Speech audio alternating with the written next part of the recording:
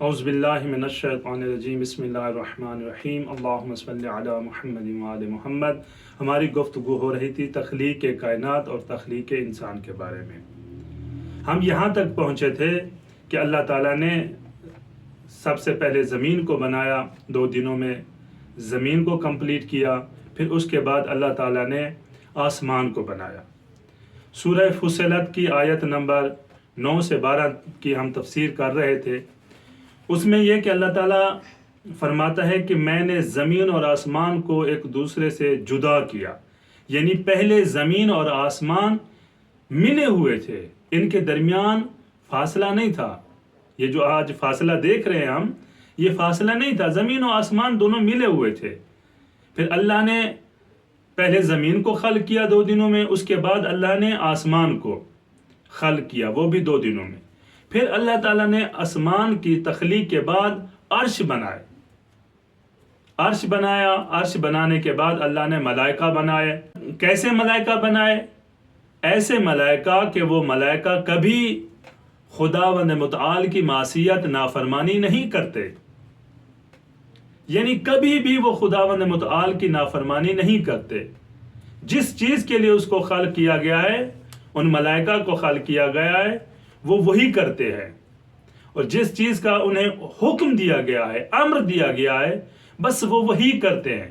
ایسا نہیں کرتے کہ کبھی روح گردانی کریں، کہیں پروردگار آج ہمارا موڈ نہیں ہے، آج ہم جیسے ہم کر جاتے ہیں، آج ہم نماز نہیں پڑھتے، لیٹ پڑھ لیں گے، ابھی وقت پڑا ہے، کل پڑھ لیں گے، پھر کل پڑھ لیں گے، اسی طرح کرتے زندگی گزر جاتی ہے، اور ہمارا کل کبھی ختم نہیں ہوتا۔ تو لیکن اللہ نے جن فرشتوں کو خلق کیا ہے، وہ ملائکہ، وہ فرشتے، جو ان کو حکم دیا گیا ہے، بس وہ وہی کرتے۔ پھر اللہ تعالیٰ نے ملائکہ کی تخلیق کے بعد جنات کو خلق کیا۔ جب جنات کو خلق کیا اللہ تعالیٰ نے، تو جنات نے ایک دوسرے کے ساتھ جنگ و جدال شروع کر دی، قتل و غیرت، خون بہاتے تھے ایک دوسرے کا۔ تبھی ملائکہ نے کہا تھا کہ پروردگار پھر زمین پر ایک اور انسان کو خلق کر رہا ہے جو اس مخلوق کی طرح خون بہائے گا۔ پھر جنات کے بعد اللہ تعالیٰ نے حضرت آدم علیہ السلام کی تخلیق کی، اور خداوند متعال نے دیکھا کہ حضرت آدم علیہ السلام کے بہت سارے دشمن ہیں، یعنی صرف حضرت آدم علیہ السلام اس وقت ملحوظ خاطر نہیں تھے، بلکہ حضرت آدم علیہ السلام کی آگے پوری نسل چلنی تھی، پوری ایک نسل تھی۔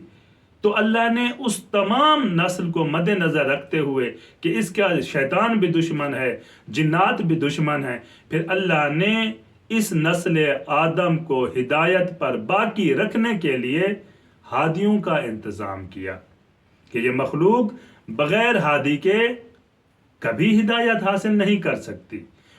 مجھے سمجھ نہیں آتی ان لوگوں کی جو گھر بیٹھے، جو ممبر پہ بیٹھے، جو جہاں بھی بیٹھتے ہیں اور کہتے ہیں کہ نہیں، ہمیں کسی وسیلے کی ضرورت نہیں ہے، ہمیں کسی ہادی کی ضرورت نہیں۔ اللہ کے بندے، اگر بیوی وسیلہ نہ ہو تو ملا بھوکا مر جائے، ٹھیک ہے، اس کو کھانا نہ ملے، گھر میں تو ہر وقت وسیلے کا محتاج ہے۔ جب آل محمد کی بات آتی ہے تو کہتا ہے کہ نہیں، ہمیں کسی وسیلے کی ضرورت نہیں۔ بہرحال ہر وقت انسان کو کسی نہ کسی وسیلے کی ضرورت ہے۔ بریک لگا۔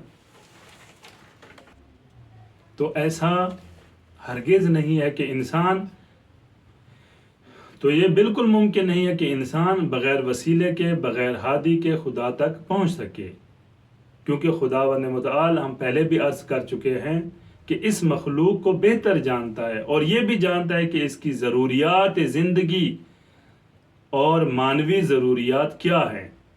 جب اللہ تعالیٰ نے پوری کائنات بنا کر انسان کی ضروریات دنیا کو پورا، جب اللہ تعالیٰ پوری کائنات بنا کر انسان کی ضروریات زندگی کو، دنیاوی ضروریات کو پورا کرتا ہے، تو خداوند متعال انسان کی مانوی ضروریات کو بھی پورا کرتا ہے، کیونکہ اللہ بہتر جانتا ہے کہ اگر انسان دنیاوی ضروریات کے بغیر زندگی نہیں گزار سکتا تو اسی طرح مانوی ضروریات کے پورا کیے بغیر زندگی گزارنا محال ہے۔ والسلام علیکم ورحمۃ اللہ وبرکاتہ۔